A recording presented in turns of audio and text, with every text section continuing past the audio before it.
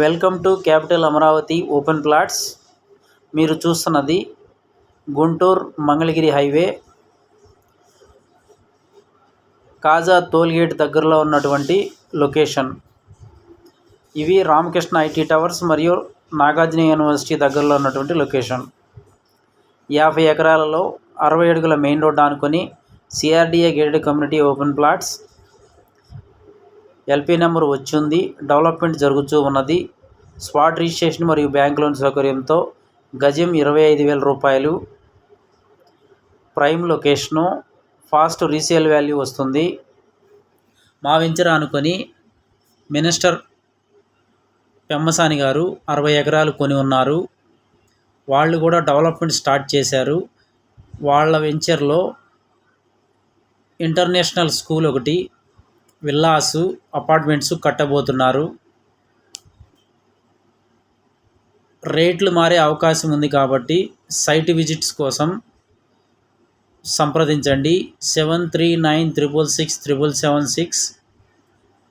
Venture దగ్గరలో ఉన్నటువంటి highlights: national highway 1 kilometre, Nagarjuna university 1 kilometre, Ramakrishna IT towers 1 kilometre, VVIT engineering మరియు schools 2 కిలోమీటర్లు, Namburu railway station 2 కిలోమీటర్లు, దశావతార వెంకటేశ్వర స్వామి టెంపుల్ 2 కిలోమీటర్లు, వెస్ట్ బైపాస్ 3 కిలోమీటర్లు, ఎన్ఆర్ఐ హాస్పిటల్ 5 కిలోమీటర్లు.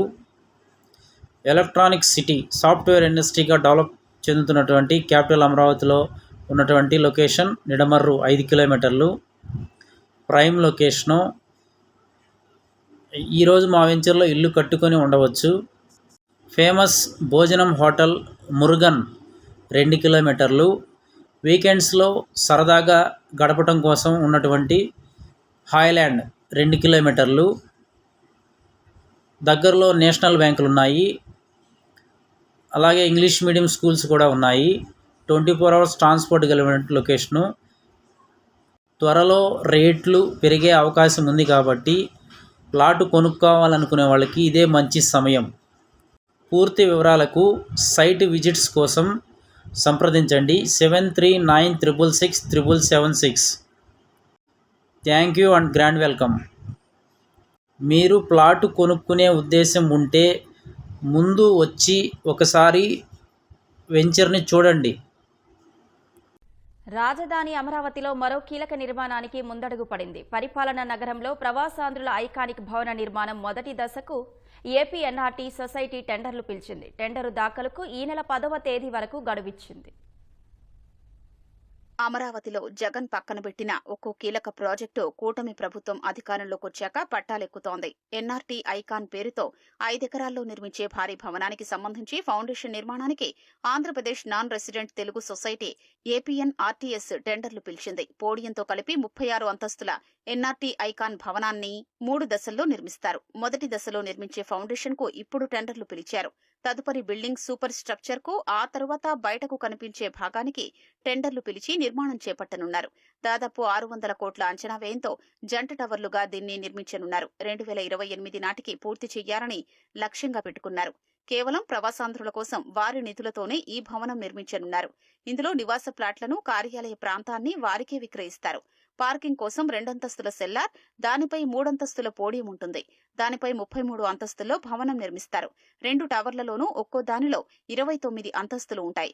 మొదటి టవర్లోని 29 అంతస్తుల్లో ఒక్కో అంతస్తుకు 2 చొప్పున రెసిడెన్షియల్ ప్లాట్లు ఉంటాయి. రెండో టవర్లో కార్యాలయాలు ఏర్పాటవుతాయి. ఈ కార్యాలయాల్లో ఏర్పాటయ్యే కంపెనీలతో 30,000 మందికి ప్రత్యక్షంగా, పరోక్షంగా ఉపాధి లభించే అవకాశం ఉంది.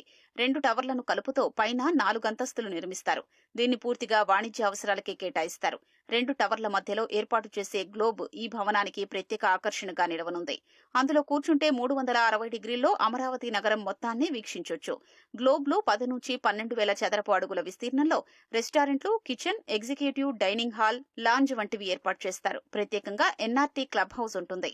సదస్సులు, సమావేశాల నిర్వహణకు 2,000 సీట్ల ఆడిటోరియం, 1,500 సీట్ల యాంఫీ థియేటర్ ఏర్పాటు చేస్తారు. 2014-19 మధ్య ఎన్ఆర్టీ ఐకాన్ భవనానికి నాటి సీఎం చంద్రబాబు శంకుస్థాపన కూడా చేశారు. ఐకాన్ భవనంలో ప్లాట్ల కొనుగోలుకు 104 మంది ప్రవాసాంధ్రులు 33 కోట్ల రూపాయల డబ్బు కూడా చెల్లించారు. భవన నిర్మాణం వేగంగా పుంజుకుంటున్న దశలో వైసీపీ ప్రభుత్వం అధికారంలోకి వచ్చింది.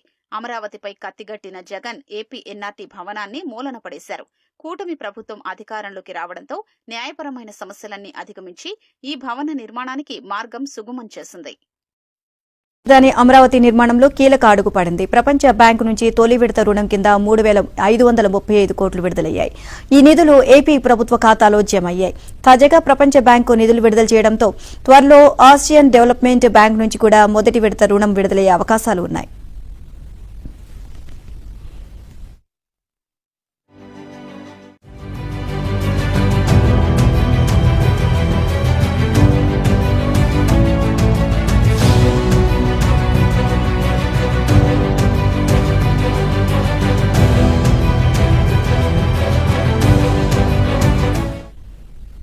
రాజధాని కోసం ప్రపంచ బ్యాంకు 6,700 కోట్లు, ఏడీబీ 6,700 కోట్లు కలిపి మొత్తం 13,600 కోట్లు అప్పుగా ఇస్తున్నాయి.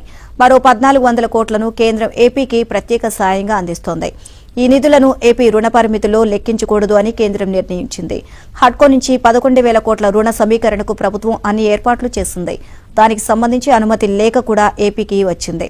అలాగే జర్మనీకి చెందిన ఆర్థిక సంస్థ నుంచి మరో 5,000 కోట్ల రుణాలు తీసుకునేందుకు ప్రయత్నాలు సాగుతున్నాయి.